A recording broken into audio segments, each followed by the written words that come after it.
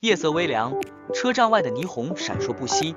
苏小河拖着一只旧旧的深蓝行李箱，站在人潮汹涌的月台边，眼睛睁得圆圆的。他个子娇小，身材瘦削，长发被一根橡皮筋随意绑起来，额前的碎刘海随风轻晃，那双乌黑的眼睛亮晶晶，像是把整个都市的光都映进去了。他从小在南方乡下长大，家境普通，父母都是务农的。读完大专后，他下定决心到城里打拼，因为他不想一辈子困在村子里，嫁给一个他不爱的人，过着面朝黄土背朝天的日子。呼，他深吸一口气，紧握着口袋里的车票，手机荧幕亮了起来，上面跳出一条讯息：人资苏小河，明天早上9点到公司报到，请准时。看到讯息，他嘴角忍不住上扬。这是他来到都市的第一份工作，一家小型贸易公司的行政助理。虽然薪水不高，但对刚踏出校门的他来说，这已经是最好的开始。说到出租屋，夜里的出租屋区域巷弄曲折，路灯昏暗。苏小河拖住行李，按照导航走到一栋老式公寓前。楼梯间狭窄昏黄，贴满了各种小广告，什么贷款周转、办卡秒过、应有尽有。房东太太是一个50多岁的妇人，操着一口本地方言，笑容却很和蔼。小姑娘，你就住这间吧，单间，带独立卫浴，水电自己交，刚打扫过，你先看看。苏小河推门进去，房间不大，仅有10来平方米，墙角还有点斑驳，但窗外能看见远处的灯火，空气里混杂出洗衣粉和街边小吃的味道。他抿了抿嘴，心想，这就是我要开始新生活的地方了。他把行李放好，简单整理一下，累得一屁股坐在床上，手机荧幕再次亮起，是妈妈发来的讯息：小河，到了吗？钱够不够用？要记得吃饭。他鼻尖一酸，立刻回：妈，我到了，一切都好，放心吧，我会好好努力的。第1日上班。第2天一早，他穿上最正式的一套衣服，白衬衫，深蓝色半身裙，脚上是一双前进的黑色平底鞋。虽然衣服不算新，但他熨得笔直，看起来精神奕奕。公司位于市中心一栋写字楼里，楼下是星巴克和各式餐馆。他抬头仰望那一排排玻璃窗，心中涌起一股前所未有的憧憬。人资小姐带他办理了入职，简单介绍了同事。他坐在角落的一张工位上，桌上只有一台老旧的电脑和几份文件。你好，我是业务部的林姐，以后有事可以找我。一位30多岁的女同事笑着打招呼。好的，林姐，我会努力学习的。小何赶紧点头。虽然工作琐碎，打文件、整理资料、跑腿送快递，但他做得很认真，生怕出错。午休时，别的同事三三两两结伴吃饭聊天，他则默默在角落啃着自带的面包。林姐经过时忍不住笑着说：小姑娘，别光吃面包啊，这里有便当店，很便宜的。我想省点钱。她有点害羞地回答。林姐愣了愣，心里对这个来自乡下的小姑娘生出几分好感。城市的夜，第1天工作结束后，已经是傍晚。她提着文件袋走在下班的人潮中，街道两旁霓虹闪耀，餐馆里传出嘈杂的笑声，马路上车水马龙。她站在人行道边，看住这陌生又喧闹的都市，心里却有一种孤独的酸涩。小何，这就是你想要的生活吧？她小声对自己说。忽然，手机响了，是林姐打来的。小何，要不要一起吃晚饭？算是给你接风。听到这句话，他愣了愣，眼睛不自觉亮了起来。好啊，谢谢林姐。那一晚，他第一次在都市里感受到了一丝温暖。他不知道，命运已经悄悄铺陈开来。在这座城市，他将遇见那个让他心动却又让他痛彻心扉的人，而这仅仅只是开始。偶然的相遇，初秋的午后，阳光从落地窗倾泻而下，洒在公司茶水间的瓷砖上。苏小何正抱着一叠文件，准备去影印机那边。咔嚓，影印机忽然卡纸，红灯闪个不停。哎呀，怎么弄啊？他小心翼翼地拉纸，却越拉越重，急得小脸上红。这时，一个身材高挑的男生走了过来，穿着合身的衬衫，袖口随意卷到手肘，露出线条分明的手臂。他弯下腰，笑着说：让我来吧，你这样拉会越卡越紧。他利落地打开机器，3、2下把卡住的纸抽出来，然后再重新整理好。好了，以后要是遇到这种状况，记得先关电源再处理。谢谢你。苏小何抬起头，正好对上那双深邃的眼睛，他心里咚的一下，耳根微微发烫。男生伸出手，自我介绍：我叫顾城，业务部的新人，刚来1个月。啊，我是行政的苏小荷。他连忙伸手，娇小的手被轻轻握住，只一瞬，却让他心头砰砰直跳。渐渐靠近，从那天起，他们在公司里偶尔碰面。顾城性格开朗，总是笑容灿烂，遇到他时会顺手帮忙拿文件，或者在茶水间递给他一杯咖啡。有一次下班时，他看见苏小荷正低头算住公交车的路线，眉心紧皱。要回家吗？我顺路，可以载你一程。他指了指停在楼下的黑色机车。苏小荷愣住，不用麻烦你了，我搭公交就好。不麻烦啊，你一个女孩子晚上坐公交挺危险的。他语气自然，没有半点勉强。他犹豫了一下，最后还是点点头。坐在后座时，他紧紧抓着包包，城市的灯光在眼前快速闪过，风声呼啸，心跳却比平时快了好几倍。放轻松，别怕，我技术不错的。顾城的声音透过风传来，带着一种让人安心的力量。告白2个月后，他们几乎成了无话不谈的朋友。某个周末，顾城约他去市中心的游乐园，摩天轮缓缓升起，两人坐在透明的车厢里，俯瞰着整个城市。小何，你来这里打拼，不会觉得孤单吗？他忽然问。有时候会吧，不过能遇到你这样的朋友就好多了。他说完，脸颊微微泛红。顾城盯着他看了几秒，忽然笑了。我不想只做你的朋友。苏小荷怔住，睫毛颤了颤。小何，和我在一起吧，我喜欢你。摩天轮在最高点停下，四周灯火辉煌，他的心却像被什么温柔撞了一下，乱了节奏。他咬着唇，声音小的几乎听不见。好。顾城眼底闪过一丝得意与柔情，他伸手将她紧紧搂进怀里。热恋时光，恋爱后的日子，对苏小荷来说几乎是梦一般的存在。周末，他会带她去新的餐厅吃饭，下班后，他骑住机车来接她。在公司，他偶尔还会偷偷塞给她一杯奶茶。小荷，你要多吃一点，不然太瘦了。可是我想省钱。傻瓜，恋爱里不需要什么都计算。他总是这样温柔体贴，让他不由自主沉沦。同事们私下议论，那个小苏挺厉害啊，刚来就跟顾城走这么近。苏小荷听到时，只是害羞地低下头，她以为这就是她在城市里找到的归属。隐隐的不安，然而快乐的背后，偶尔也有细微的裂缝。有一次，她无意间看到顾城手机荧幕上弹出的讯息，一个较新的女孩传来的。你什么时候能抽时间陪我？她心里咯噔一下，忍不住问，这是谁啊？顾城眼神闪烁了一下，随即笑道，啊，是客户了，别多想。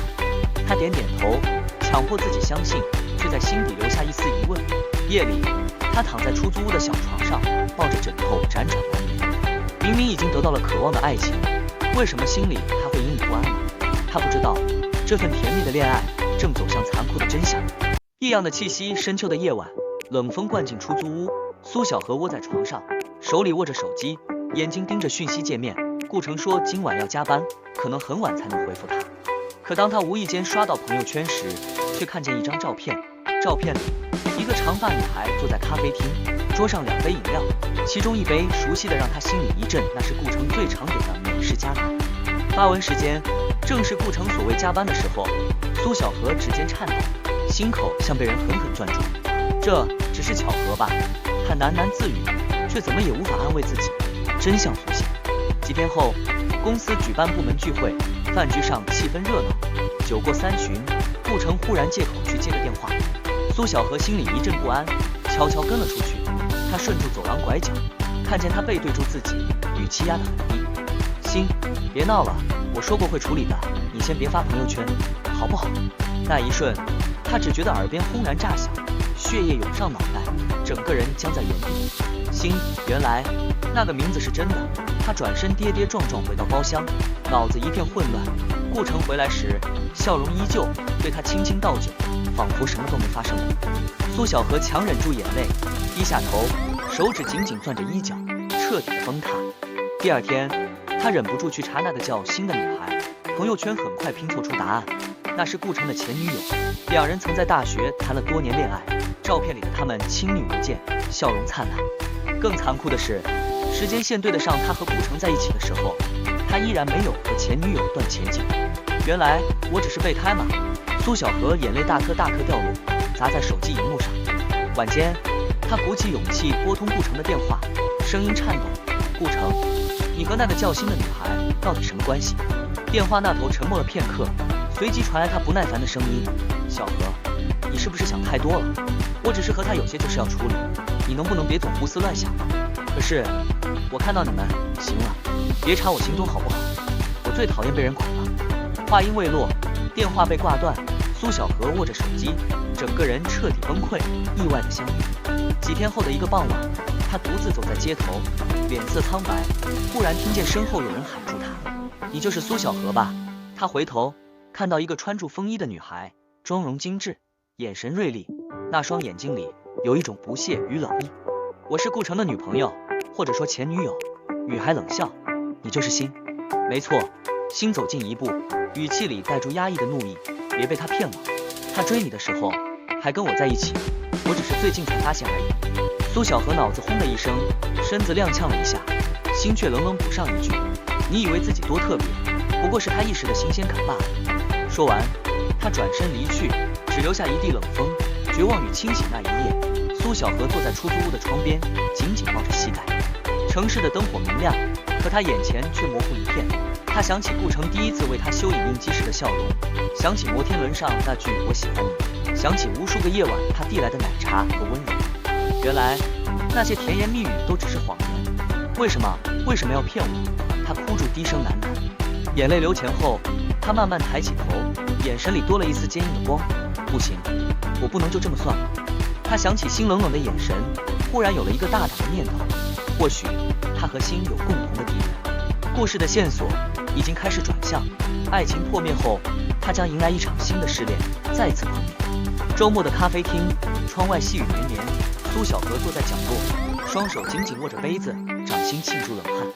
对面坐着的是那天街头冷冷离开的欣，他今天穿着简单的白衬衫，眉眼间依旧带着一股气势。所以你找我出来是想干什么？欣挑眉，语气里透着警惕。苏小何深吸一口气，直视住他的眼睛：“我想和你合作，一起揭穿顾城。”欣愣了愣，随即冷笑：“合作？你不恨我吗？毕竟严格来说，我也是你的情敌。”“我不恨你。”小何咬着唇，声音低却坚定：“真正该恨的人是顾城，他同时欺骗了我们两个。”欣静静地看着他，眼神从冷漠逐渐转为深思：“说说你的计划吧，制定计划。”两人靠在桌边，把各自的发现一一说出来。欣晓得顾城守时的习惯，知道他最怕的就是形象受损。小何则知道顾城在公司里表现的一副模范员工的样子，他最在意的是面子。欣冷冷说：“如果能当众揭穿他，他会比丢了钱更痛苦。那我们就抓住机会，让他无法辩解。”小何的眼神闪着光，两人沉默片刻，忽然对视而笑。这一刻，他们不再是情敌，而是并肩作战的盟友。试探与证据，接下来的几天，他们开始默契合作。苏小何假装若无其事，依旧和顾城维持恋爱关系，但暗中记录他的讯息和行程。欣则利用旧情人的身份，不时联络顾城，引诱他露出马脚。某晚，顾城同时对两个人发出邀约，对小何说要加班，却和欣约在餐厅见面。欣故意把对话截图发给小何，看住荧幕上那几行暧昧的字眼，小何指尖颤抖，但眼神却比以往更冷静。证据有了，他低声说：“丝扎之夜机会来得比想象中更快。公司举办周年庆，所有部门员工都会出席，还有领导和合作伙伴。”小何穿着一袭简单却得体的长裙，站在会场角落，心口砰砰直跳。欣则站在人群另一边，嘴角勾起一抹冷笑。晚宴进行到一半，顾城端住酒杯走上台，开始发表感言：“感谢公司给予的机会，我会继续努力，带领业务部冲出更好的成绩。”台下掌声一片。就在此刻，欣忽然走上台，手里拿着手机，语气清脆却犀利：“努力，顾城，你要不要顺便解释一下，为什么你能在同时和两个女人谈恋爱？”全场瞬间安静，所有人目光齐刷刷投向台上的男人。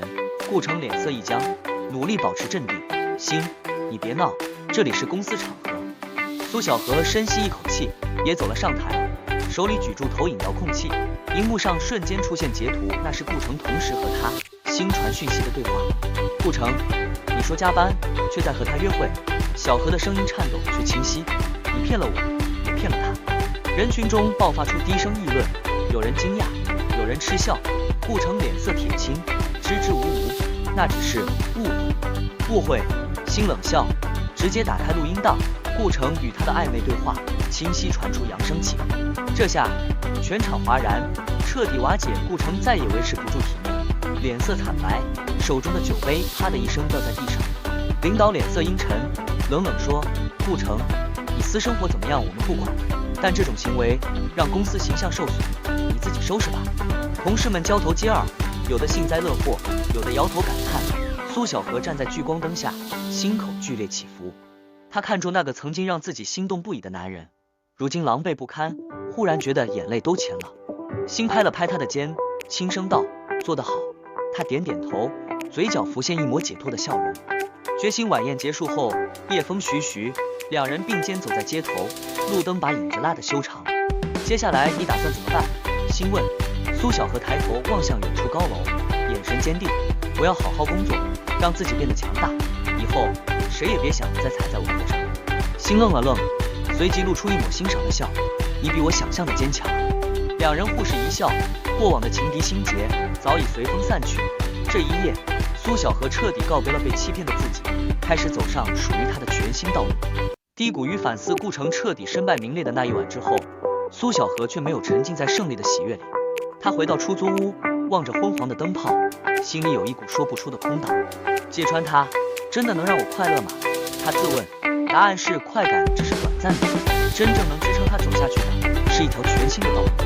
她明白自己不能再依靠任何人，唯有靠双手才能在这座城市立足。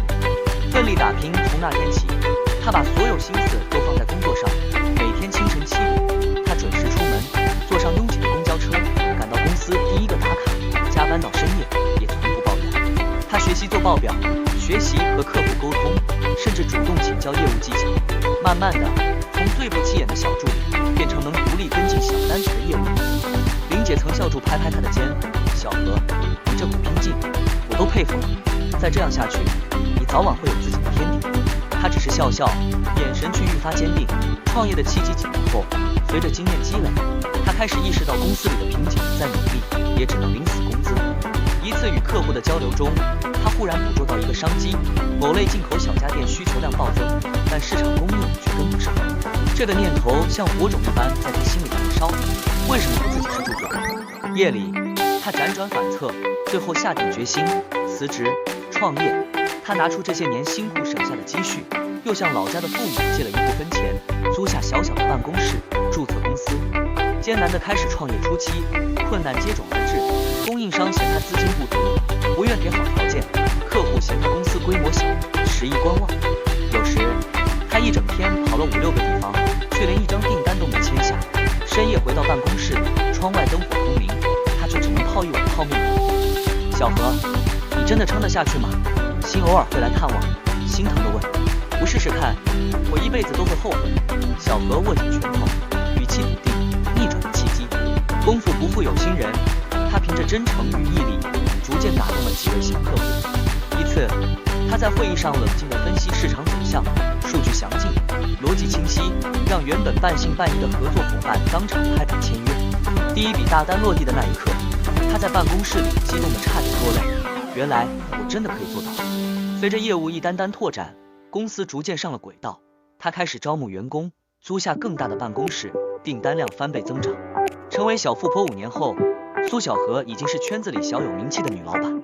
她开着属于自己的车，住进明亮舒适的公寓，银行账户上的数字再也不是窘迫的人头。员工们尊敬她，合作伙伴信任她。